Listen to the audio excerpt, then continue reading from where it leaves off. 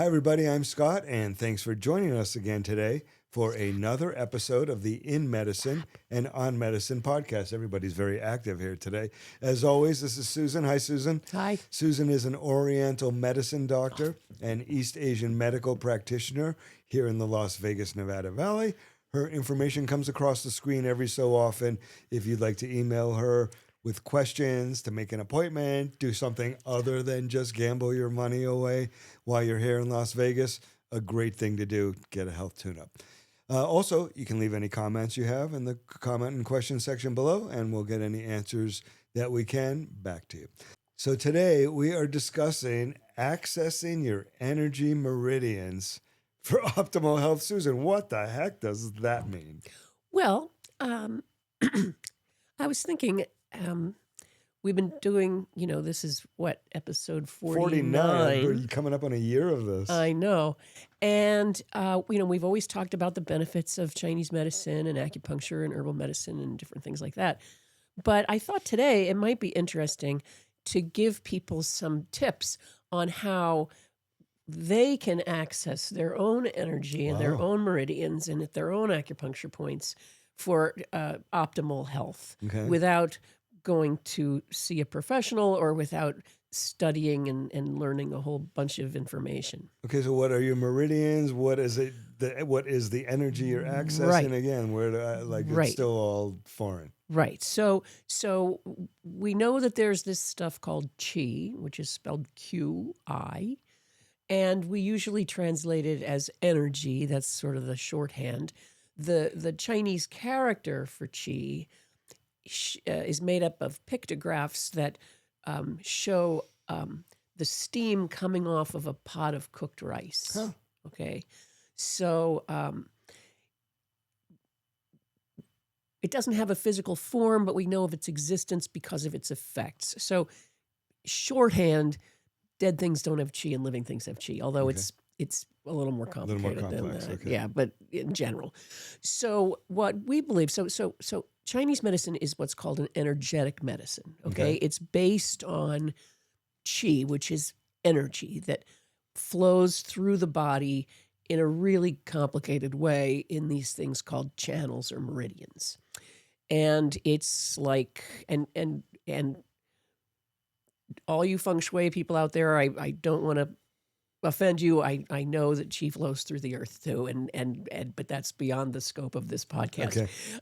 For another discussion. I don't want to insult any of the feng shui people by leaving you out. But some other podcast. But I'm just talking about inside the body. And actually, I also do not want to offend any of the martial artists out there who work with qi around their body and interact with their qi outside their body. Okay, so disclaimer there to the feng shui professionals and to the martial artists. Okay. All right, now for the 99.7% of us left. Right. Okay, so I'm just talking about the qi inside the body. Okay. And yeah, pretty much I am. Anyway, so it flows through the body in these things called channels in a really complicated way. And the thing with energy is that energy should move. It should flow, right? And so optimal health in Chinese medicine is when your qi in your body is flowing through the meridians in a nice, peaceful, and harmonious way, like water in a river. When the water is like peacefully flowing in the river, everything is fine, right?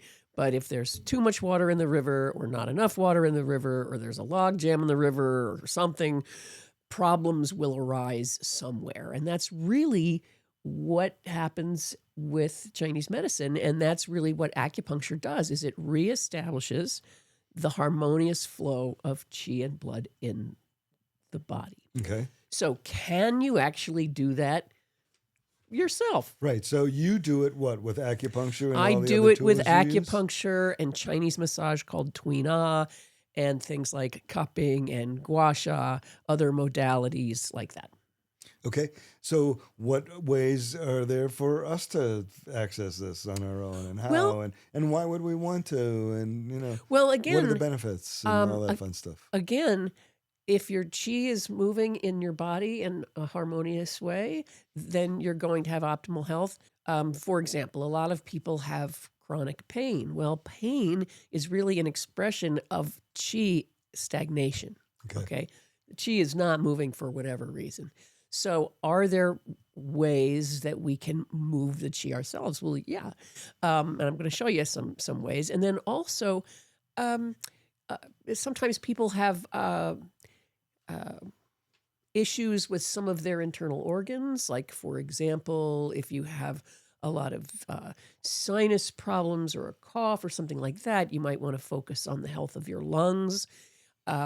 The kidneys in Chinese medicine are the foundational energy of the body. So the chi of the kidneys is the chi upon which all the chi of all the other organs sits. Okay. So if your kidneys are good, you're good. So we can all benefit from this. So, like, for example, there's 391 acupuncture points on the body. Well, and then there's another like 45 that are special. And then there's over 400 points in each ear. So, like, one thing that we can do is we can just do a little acupressure on our ears. How do you know to get the right You know, point? it doesn't matter. Okay. Doesn't matter. You're just giving yourself a little bit of a wake-up call. Okay. And if you find a little tender spot in your ear, rub it really hard. Really hard. Yeah, Okay. well, yeah, like ooh, it hurts right there. So good? Yeah, exactly. That's like just a simple one. But there's also points on the body that are really good to be familiar with. So, like, for example, right here where your collarbone meets your shoulder, here, this is a really, really good spot. And this technique that I'm doing is just called tapping. Okay. So we can just tap. So this is really good for the lungs. There's also a point right here in the middle of the chest. And then down here, this is more like for the heart. And then we go down kind of the midline of the body, past the stomach, and then down into this area right here, which has a really great name. It's called Fire at the Gate of Vitality, and it's kind of the where the batteries are, I guess. Okay. So then... and what is the tapping doing? It's just stimulating those points and sending some energy down to the organs. So then, like, let's say you're watching TV or you're sitting on a couch or wherever, there's channels that run down the outside of the leg, and there's channels that run down the inside of the leg, and you can tap all the way down to your feet. How do you know where to tap for what? Does your body tell you? Well, basically, Or just give there's a yourself few. full body tap? There's a few kind of places that are kind of good. Like on the head is really good. This is the bladder channel, and also a channel called the dew channel. So this is kind of a good place to start. And then if you tap down the sides of your neck, and then these two spots for your lungs, and then down the center line of the body, down to below where your belly button is, and then go to your hips and tap all the way down to your feet. And then there's a few like sort of little special ones, like this on the face is supposed to be good to stimulate collagen production, right? So make you have less wrinkles. And again, you don't have to like hurt yourself. Then there's also a point right here that sometimes people tap. That's kind of in general, kind of a healthy point for anything around your head and your face. So a lot of times people will do this if they are prone to having headaches. Then down the midline here, kind of in your abdomen, that's where the chi of the stomach is accessible to the body. So if you have like stomach problems or whatever, there's also some points here on the arm, especially for constipation. And about 2 inches lateral to your belly button, that's where the chi of the large intestine is accessible. So sometimes when people suffer from a little bit of constipation, they can do a point. It's about 3 inches up from the wrist, right Okay. here, and do some tapping there. What about the And other then here? way? Diarrhea or nausea or Same thing, same which thing? is kind Okay. of crazy. But well, not this one, but the large intestine one, because it's all about harmonious balance, right? So if you use this large intestine point, you can actually use it for either extreme, and then you can also move out kind of around where Wow. your waist is, right? And then down your legs. And again, there's the yang channels are on the outside of the legs, and the yin channels are So on the inside. as you're doing it while you're sitting here, what are you feeling other than yourself tapping yourself? Well, I feel kind of revitalized. I mean, Okay. I feel like I have a little bit more energy than I did a minute ago. Okay. There's also a point on the sole of your foot. I'm going to pick up my shoe. It's right there. And that is a really good point for people that have insomnia. Huh. There's actually a little qigong technique where you rub your thumb in a circle on that point 100 times clockwise, 100 times counterclockwise before you go to bed. And it helps you sleep. Where did all this come from in the pantheon of Chinese medicine history and everything, and how, and do we know? Well, this is just my opinion, Okay. but I think this predates the needles. I would think, yeah. This is really old stuff. Right. And it still exists. I mean, basically what we're talking about is what's commonly referred to as qigong. Okay. Qigong is like the primordial martial art. It's the martial art that all the other martial arts developed from. So in some ways, it's the simplest and it's the most basic, but it's also it's very powerful and sort of fundamental. And so, the other thing is that you can actually do I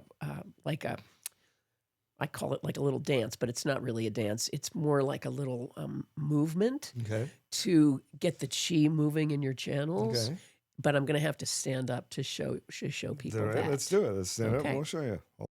Okay, I want to talk a little bit first. Okay. So just start. You can leave the mic there and talk. Oh, okay.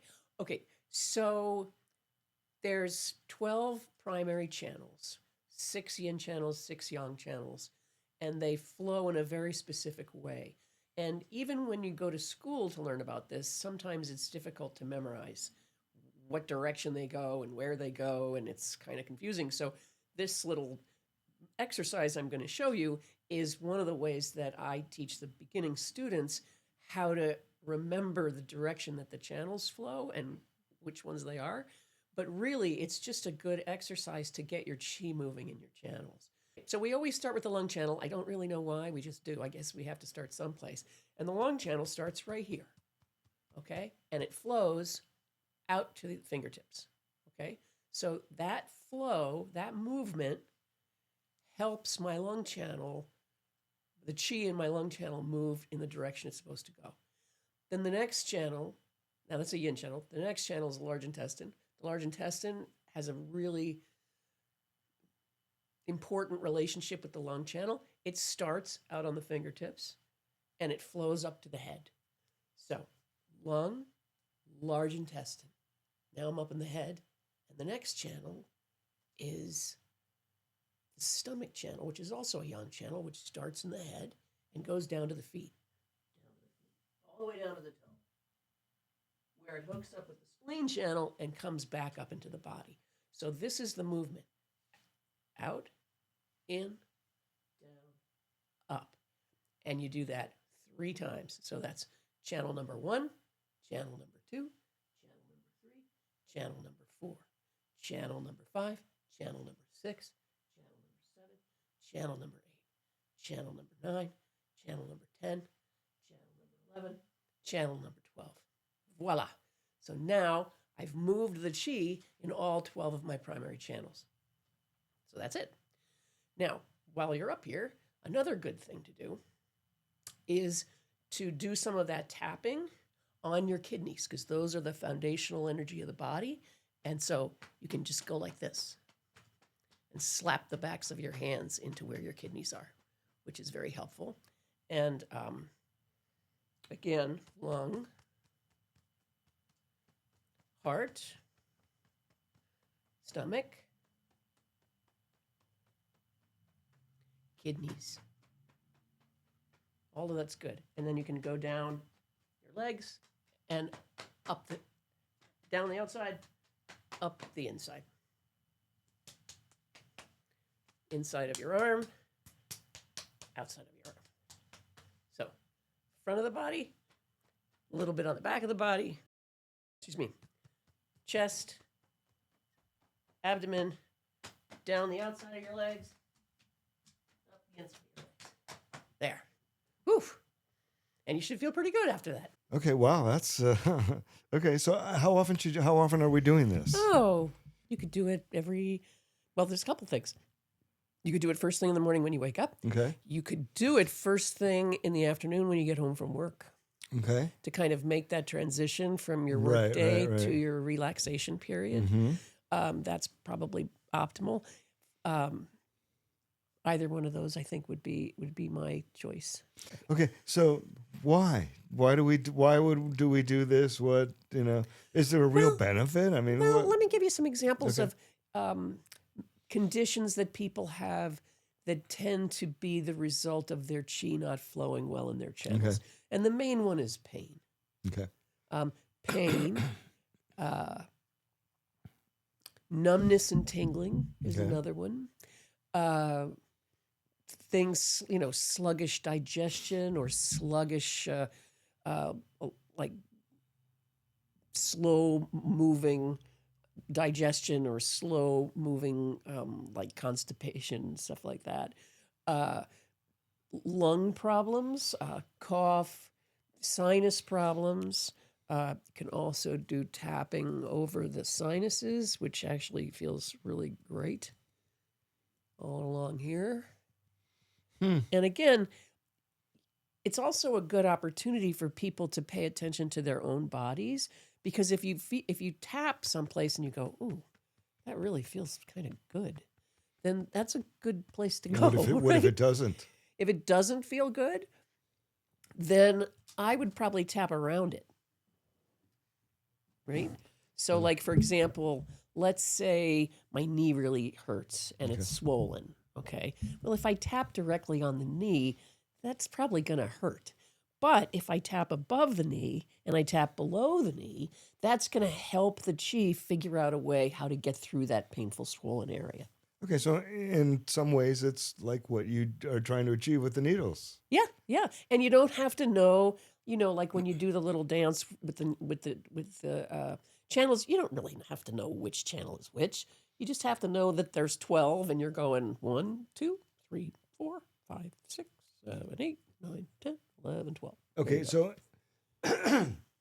with all of that, and with all the tapping of our body, is there any way or any situation in which we're doing harm to anything or to our... No.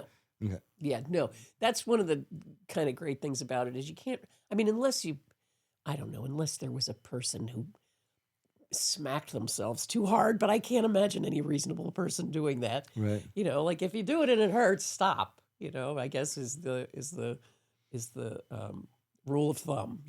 But if you get a tender spot, is it something to pay more attention to and see if it remains so? Or I mean that's might be a good way to discover it if you're tapping your body around. Yeah. And again, if it hurts, don't do it. But you can tap above and below the painful spot and get some benefit that way. Like for example, sometimes people have headaches and tapping hurts and makes it feel worse. Okay, well then don't do it. Right. But some people get headaches where the tapping really feels good. And they'll know, like often when people come in for acupuncture for headaches, I'll say, well, if you press on your head, does it make it feel better or worse? And sometimes people go, gosh, I don't know. Let me try. And but sometimes people go, oh, it makes me feel worse, or oh, it makes me feel better. And so that tells me something, right? So if you tap on your head when you have a headache and it feels worse, don't do it. But if you're one of those people where the tapping really makes it feel better, then definitely go for it. Okay. Tell me why we're doing all this. I don't mean why we're doing it to ourselves, but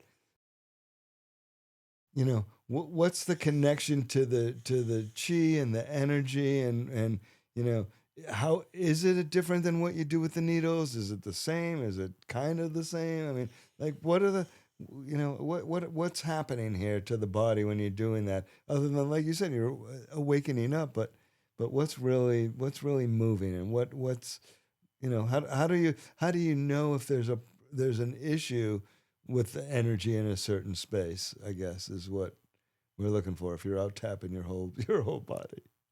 So, well, a couple of things. First of all, the world in which we live does not promote optimal health, right? Good Just point. the environment in where we exist, okay? It just is. And so there's a sort of an array of forces kind of against us. I mean, I Okay. don't mean that in like a paranoid sort of a way, but it's very challenging.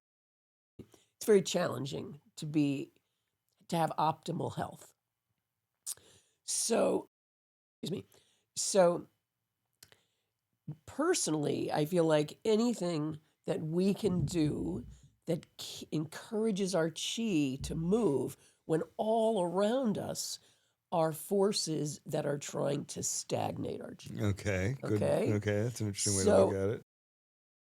so, so it's a simple 3-minute little thing that people can do that can really make them feel better, and they don't have to pay somebody and they don't have to study or learn something complicated.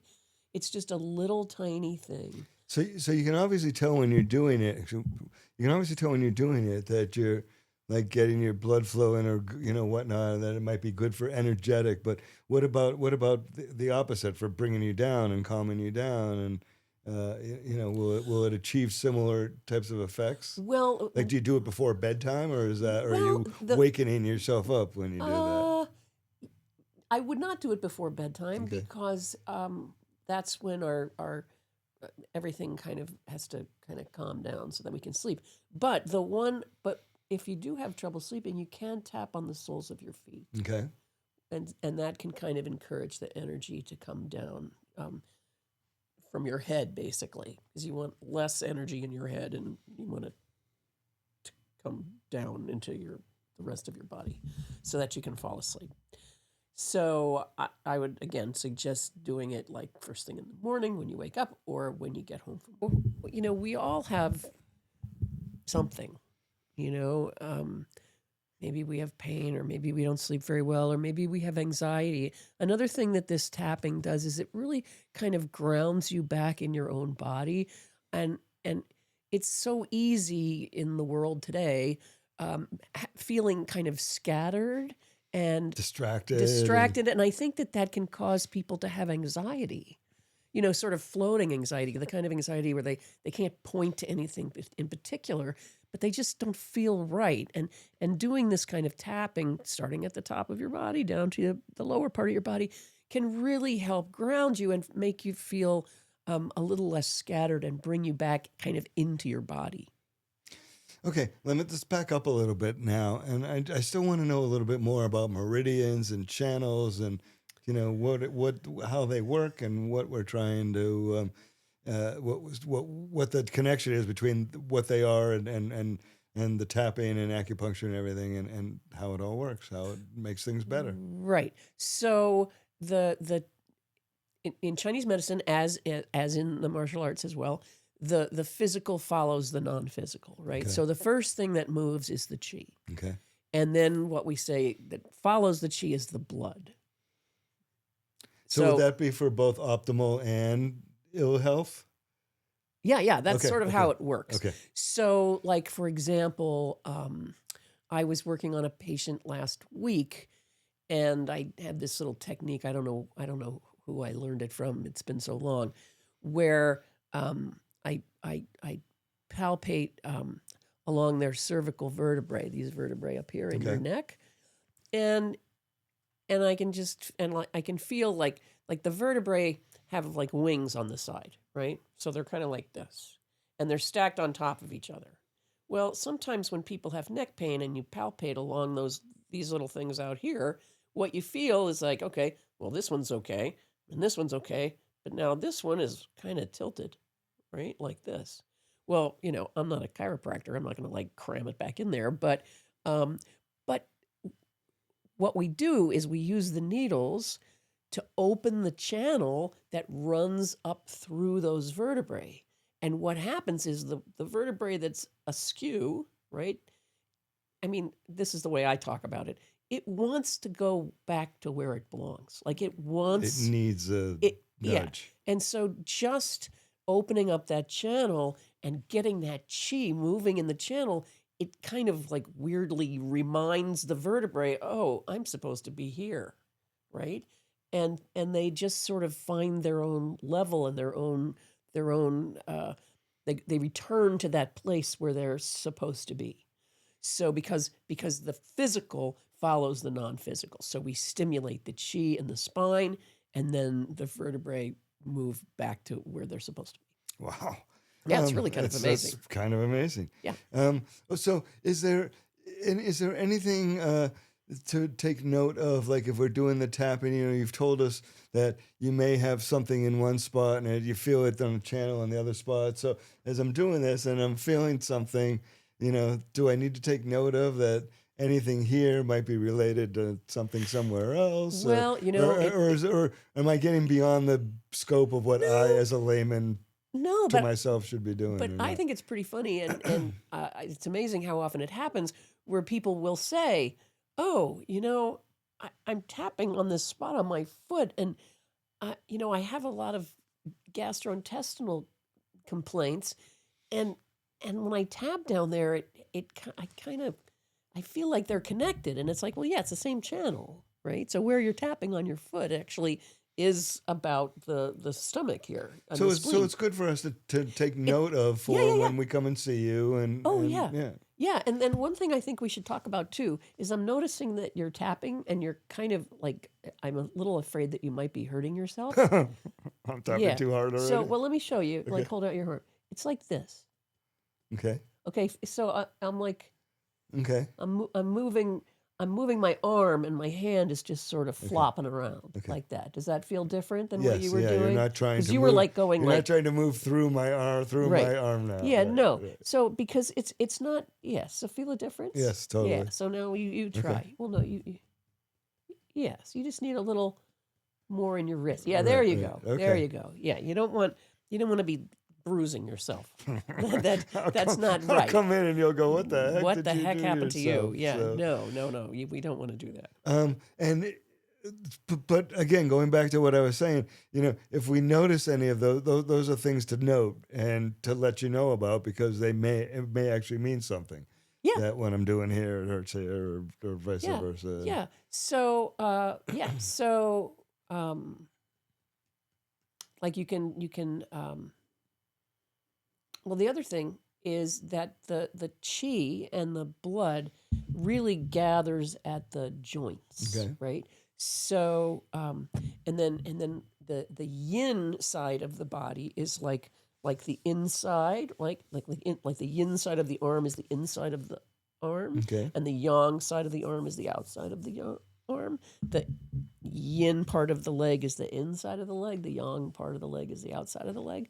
So, as long as you're kind of going up and back and doing both sides, then you don't really have to know like what all the channels are and everything. We know our body, and when your body's talking to you, right? So, yeah. Both good or bad. Well, you can do something and go, oh, that feels really good, Well, actually, you bring up a good point, because I think a lot of people don't know how their bodies feel. Okay. Because we're not really taught that, and we're not really rewarded for that. So, most or many people, I should say, go to work every day and they're really in their heads. Like years ago, I remember I was working, this is a long time ago, I was working in a physical therapy clinic, and I was helping people do their exercises. And I would say, and this happened all the time, and I would say to someone, move your leg. And they would just look at me and say, what? And I'd have to actually touch their leg and go, this, your leg. So what kind of... And they would actually look. What kind of synapse misfires happening there? It's someone who, works all day long in their head. And they, they forget that their whole body is them, you know, and so they aren't really, they're not really aware of their bodies. You know, their bodies are sort of like a brain delivery system. You know, it's like the body is just taking my brain around to different rooms and to different areas.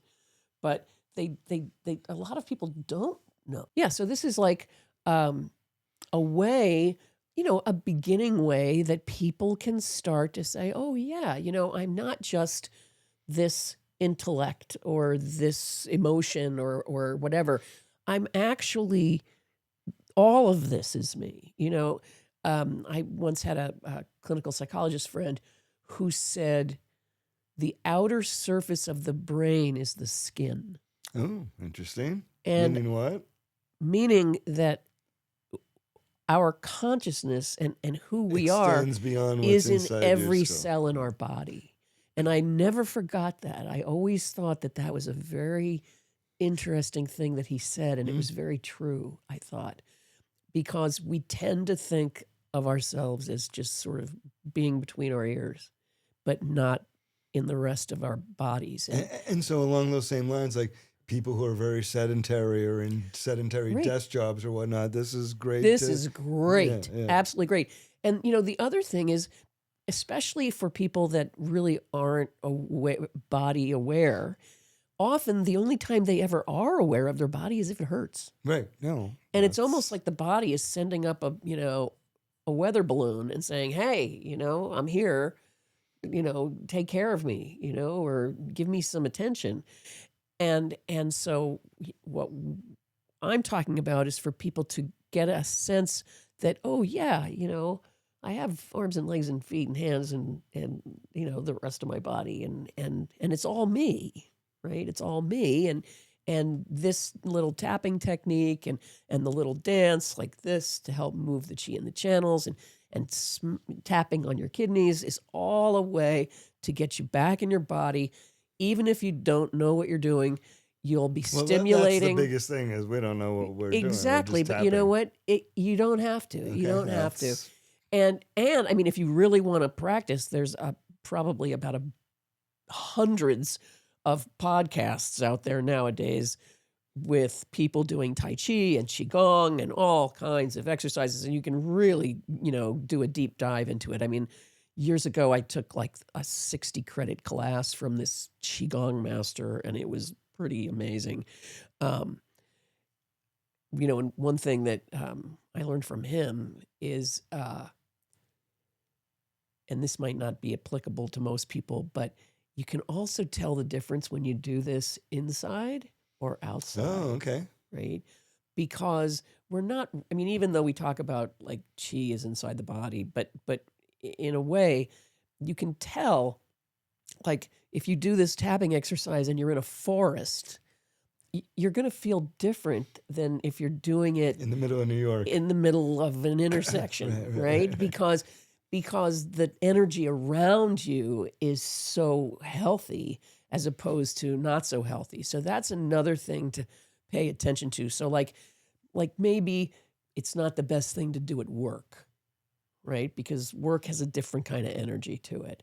And it might be the best to do it if you're doing it inside, like in your bedroom or something like that, some like kind of peaceful part of the house, you know, not the part of the house where, you know, the kids are all getting ready to go to school or, you know, where there's a lot of frenetic energy, right? You want to kind of encourage this body awareness and you want to encourage the flow of chi and blood in the body in an optimal kind of environment. Not everybody can walk outside into a forest. What about in conjunction with the exercise, before, after? Doesn't matter? Oh, that's a good question. I would probably do it before. Okay. Because it's As part sort of of your like warm-up. as part of your as part of your Right. warm up. But yeah, so I think that is a nice little exercise that people can do that can really they can really get some benefit from. Yeah, I'm just throwing crazy stuff out there as it comes to me. Full stomach, empty stomach, does that matter? Hungry, not hungry? Having just eaten? Well, let's see. What would I think about that? I think that like I don't think you'd want to do this after you just ate a Okay. meal. Makes sense, Okay. right? I think you would. That's the rest and digest part of the cycle, right? Gotcha. So, but you bring up a good point because everybody has a rhythm to their day, right? And so, I guess that's what I'm asking is how do you find when to do it within that rhythm? That's the good way of looking at it. Well, everybody has a rhythm to their day. So what might work for me might not work for anybody else. But but at the same time, there's a logic to the rhythm of your day, and so I think. Again, I've mentioned this before. We don't really, in this world in which we live, we don't really get encouraged or rewarded for using our intuition. Correct. But our intuition is very powerful, and it's a really important part of who we are and who we are as beings and how we live in the world. And so using that intuition and saying, well, I feel best when I do this mid-morning, or I feel best when I do this when I get home from work, or I feel like that this is the optimal time for me, then it is, right? It is. I mean, in my practice, so often people have real insights into their health, and and they're right, and they Well, just and a lot of times you just got to stop and be in an environment to be able to take notice. Exactly. And like that's one of the things that people love about acupuncture is it gives them this kind of break in their day where they can just sort of be, and they can feel the energy moving in their body, and that feels good. Is it better to use a tool at all to do this, or just your fingertips? Oh, I'm sure like a somebody. padded drum stick I'm might sure be wonderful. there are people out there selling all kinds of rather expensive tools that one could buy and purchase. And, do you need them? No, you don't. But that's, like, I'll just, did I tell you? I don't know did I tell you my spoon story? Go for you. What story? My spoon story?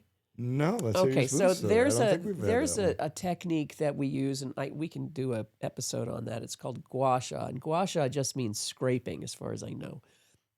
And it's this great technique where you use a tool and you scrape like on the skin until it if you're doing it in an area that needs gua sha, it gets really, really red. Okay. And you even get like little tiki eye, like little red spots. Okay. And what are you trying to do? Just get rid of all the dead well, skin? you're moving the chi in the channels. Okay, gotcha. Okay. And it kind of hurts, but it feels good, right? It's one of those things that feels good. But you need a tool, right, to use it. So back when I was in school,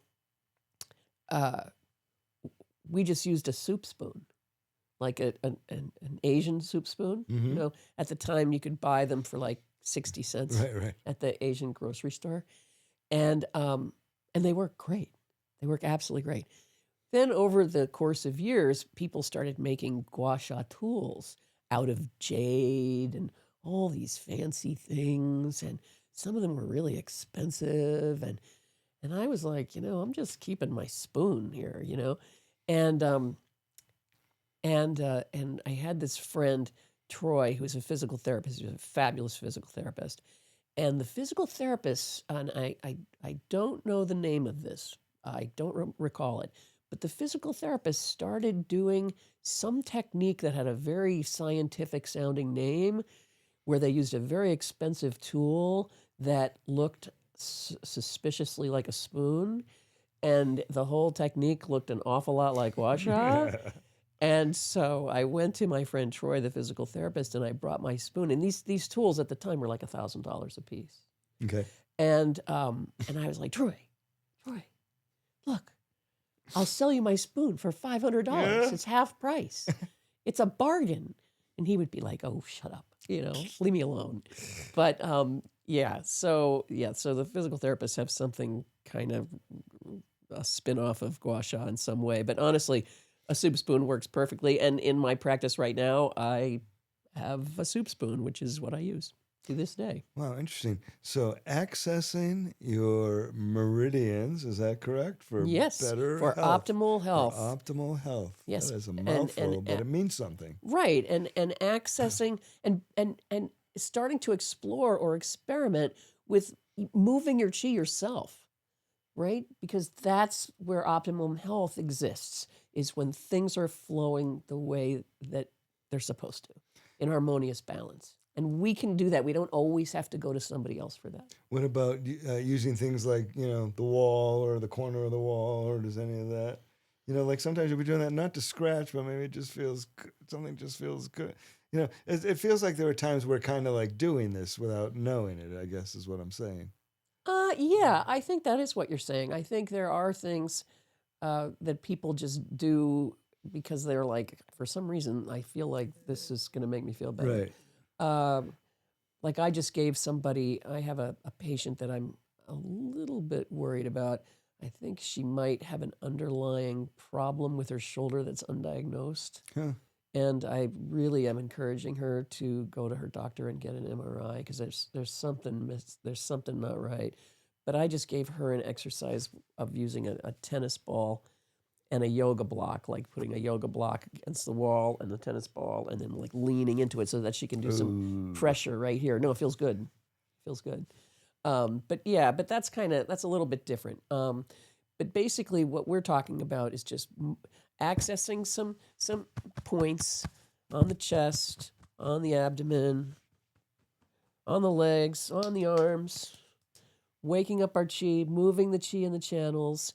Couple little little specific ones: headache stuff up here, sinus issues in your face, or to increase collagen production. And we're not in doing this. We're not going to create stagnation in any way. Absolutely not. Yeah, Okay. absolutely not. No, you can't. And then the doing the circles on the bottom of your feet, especially at night, 100 circles clockwise, 100 circles counterclockwise. Add that to your routine. Yeah, and and then fitting it into your day, into the structure of how you live your life during each day when you can do this. I mean, it should take less than 3 minutes. Right.